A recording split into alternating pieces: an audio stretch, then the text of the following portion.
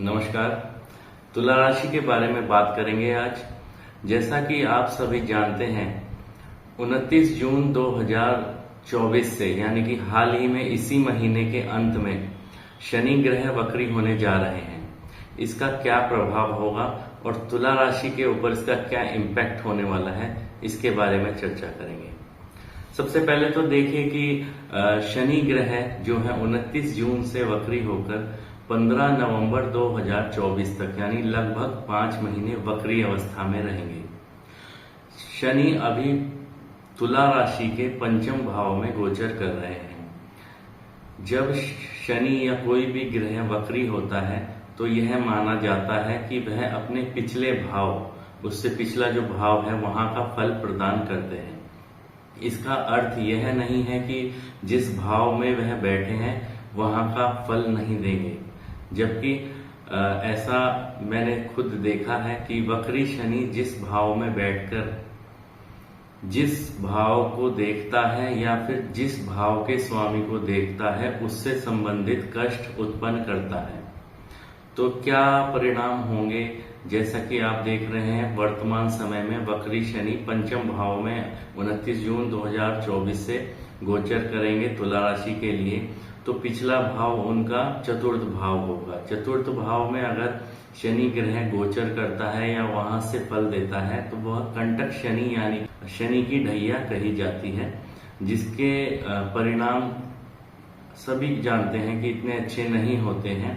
चतुर्थ भाव में शनि धन संबंधी या कोई भूमि संबंधी विवाद या फिर आपके कार्यों में व्यवधान, जहां आप कार्य करते हैं, और उसकी सप्तम दृष्टि आपके कार्य स्थान पर दशम कर्म भाव पर होती है।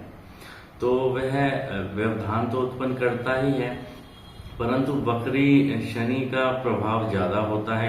तो वक्री शनि आपके पंचम भाव में है तो सीधी उसकी तीसरी जो दृष्टि है वो आपके सप्तम भाव या जहां पर मंगल स्व राशि में गोचर कर रहे हैं वहां पर पड़ रही है। तो यह देखना बहुत दिलचस्प होगा कि 29 जून को जब शनि ग्रह गोचर में वक्री होंगे तो वह तीसरी दृष्टि से आपके सप्तम भाव में गोचर कर रहे मंगल पर दृष्टि डालेंगे, जो कि 12 जुलाई को अगली राशि वृषभ राशि में प्रवेश करेंगे। तो शनि का वक्री होकर के 29 जून को वक्री होकर के आपके तीसरे दृष्टि से आपके सप्तम भाव को देखना, जहां पर मंगल 12 जुलाई तक रहेंगे, यह घातक परिणाम दे सकता है। और इसके संदर्भ में अगर आप देखें कि वक्री शनि की दृष्टि जब सप्तम भाव पर होगी तो दाम्पत्य भाव, वैवाहिक जीवन तथा जो आपके ऑफिस संबंधी कार्य हैं, दुकान, फैक्ट्री, ऑफिस से संबंधित व्यवधान और परेशानी उत्पन्न करेगा। तो यह समय 29 जून से 12 जुलाई का आपके लिए विशेष सावधानी रखने का होगा।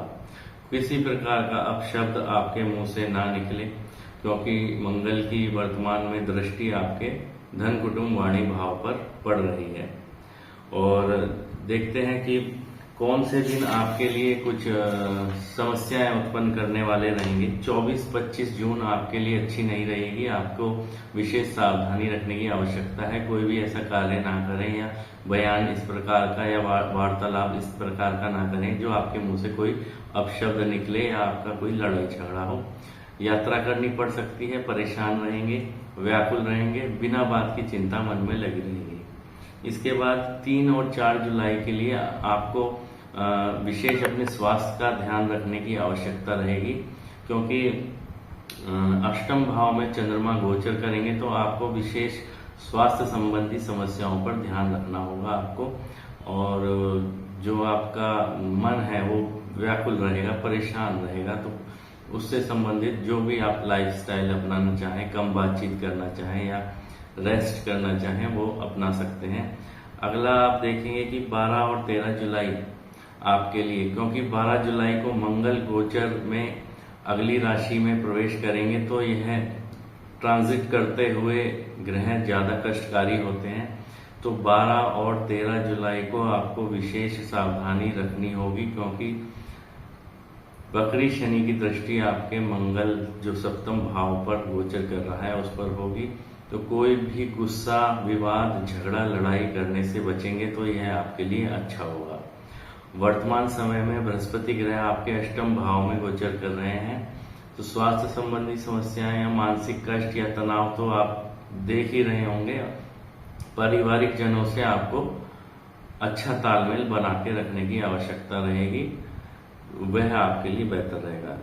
राहु ग्रह का गोचर आपके छठे भाव में चल रहा है, यह आपके लिए बहुत अच्छा गोचर है। शत्रु आपके परास्त रहेंगे, परंतु जो केतु द्वादश भाव में गोचर कर रहे हैं, ऐसे छल कपट वाले व्यक्तियों से या मित्रों से आपको दूर रहने की आवश्यकता है। खर्चों पर नियंत्रण रखेंगे तो अच्छा रहेगा। तो कुल मिलाकर के सूर्य आपका नवम भाव में 15-16 तारीख तक रहेंगे, जुलाई तक, तो आपको यात्रा कारक ये रह सकते हैं। भाग्य आपका चमकेगा। शुक्र और बुध भी वर्तमान समय में चल रहे हैं, तो कुल मिलाकर के अच्छा समय आपका रहेगा, परंतु कुछ सावधानियां जो आपको बताई गई हैं वह रखने की आवश्यकता होगी।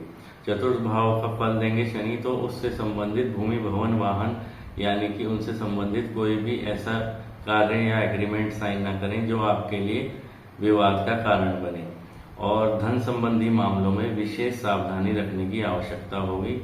आपके साथ चीटिंग ना हो और आप कार्य सुचारू रूप से कार्यस्थल पर आपके कार्य ठीक ठाक चलते रहें, वह आपको ध्यान रखना होगा।